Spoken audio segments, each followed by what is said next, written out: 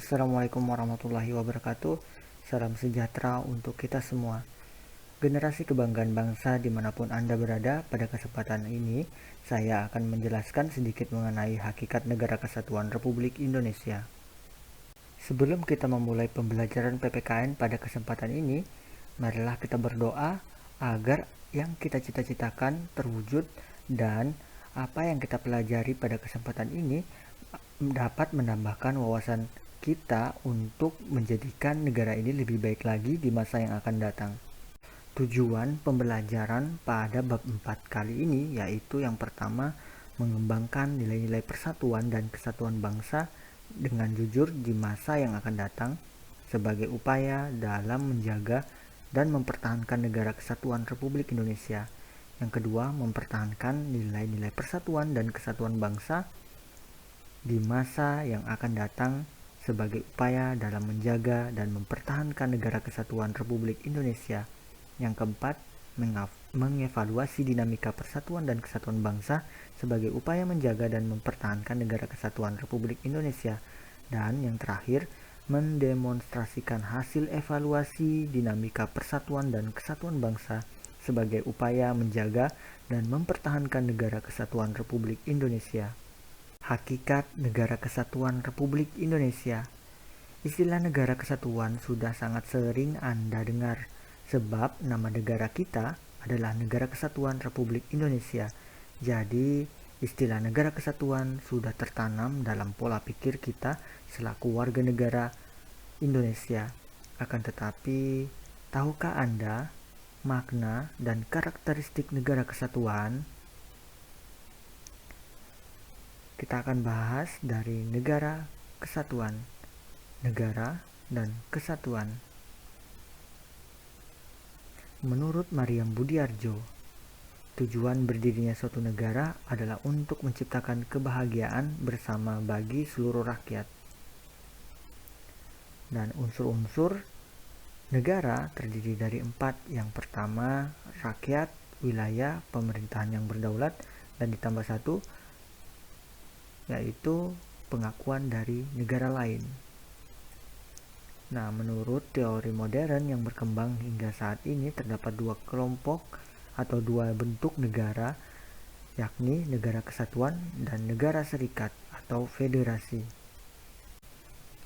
Negara adalah organisasi kekuasaan yang berdaulat dengan tata pemerintahan yang melaksanakan tata tertib atas orang-orang di daerah tertentu. Sedangkan kesatuan adalah hasil dari persatuan yang sudah menjadi utuh atau tidak terpecah belah. Jadi, Negara Kesatuan Republik Indonesia adalah negara yang tidak terpecah-pecah atau tidak terpisahkan walaupun ada laut di antara pulau-pulaunya. Dalam konsep negara kesatuan tidak memandang laut sebagai pemisah, tetapi laut merupakan penghubung antara pulau yang satu dengan pulau yang lainnya. Menurut Miriam Budiarjo, tujuan berdirinya suatu negara adalah untuk menciptakan kebahagiaan bersama bagi seluruh rakyat. Jadi, dalam setiap kebijakan yang dikeluarkan oleh pemerintah harus menciptakan kebahagiaan, kesejahteraan, keamanan, dan rasa aman kepada setiap rakyat yang tinggal dalam negara tersebut. Unsur-unsur negara terdiri dari 3. Yang pertama, rakyat, wilayah, dan pemerintahan yang berdaulat. Negara sama seperti manusia. Negara membutuhkan negara-negara lainnya untuk memenuhi kebutuhannya.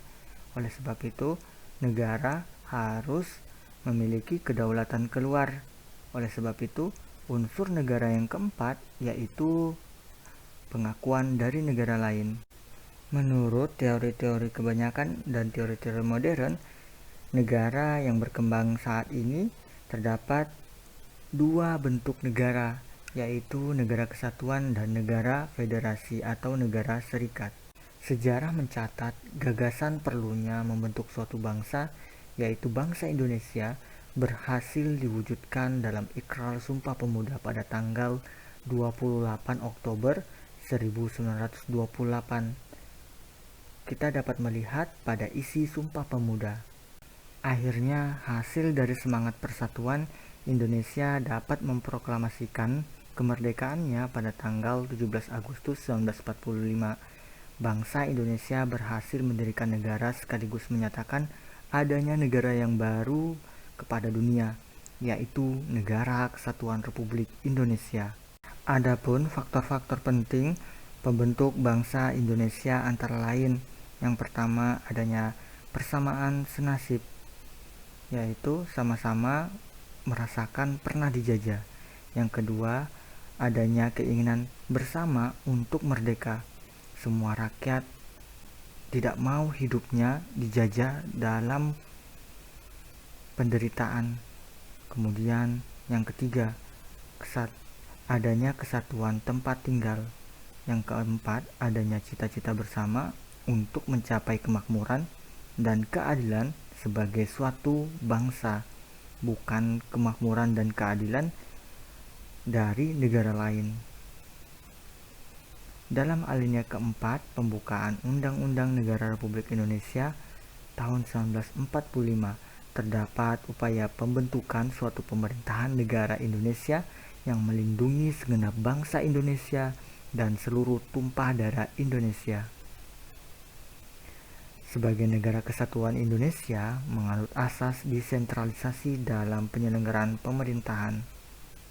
Dalam pasal 18B ayat 2 memberikan tempat dan menghormati keberadaan masyarakat adat beserta hak-hak tradisionalnya yang sudah lama ada, bahkan hingga kini hidup di tengah-tengah masyarakat setempat. Apakah semua negara di dunia menggunakan konsep negara kesatuan atau unitaris? Jawabannya pasti tidak, karena beberapa negara lain di dunia menggunakan konsep negara federal atau negara serikat. Contoh negara serikat yaitu Amerika Serikat, Argentina, Kanada, Malaysia, Australia, Swiss, dan Afrika Selatan. Sedangkan contoh negara kesatuan dengan sistem desentralisasi yaitu Indonesia. Adapun contoh negara kesatuan dengan sistem sentralisasi di sini ada Republik Rakyat Cina. Negara kesatuan sering juga disebut sebagai negara unitaris atau negara uni, yaitu negara tunggal atau satu negara yang monotaris berpusat satu, terdiri hanya ada satu negara, satu pemerintahan, satu kepala negara, satu badan legislatif yang berlaku bagi seluruh wilayah negara. Hakikat negara kesatuan yang sesungguhnya adalah kedaulatan yang tidak terbagi-bagi baik keluar maupun ke dalam, dan kekuasaan pemerintah pusat tidak dibatasi. Nah, ini penjelasan mengenai negara kesatuan. Apa yang menyebabkan suatu negara memilih bentuk negara serikat bila ditinjau dari dinamika yang terjadi pada negara Indonesia? Yang menyebabkan suatu negara memiliki bentuk negara yaitu karena kesepakatan para pendiri bangsa. Baik kesepakatan itu merupakan dukungan dari masyarakat atau rakyat dari negara tersebut maupun tekanan yang dilakukan oleh negara lain terhadap negara tersebut. Jadi kalau misalkan kita lihat dinamika yang terjadi di negara Indonesia, Indonesia pernah menjadi negara serikat pada tahun 1949 sampai 1950 merupakan tekanan dari negara-negara yang menginginkan Indonesia merdeka, tapi dengan syarat yaitu Indonesia harus menjadi negara serikat.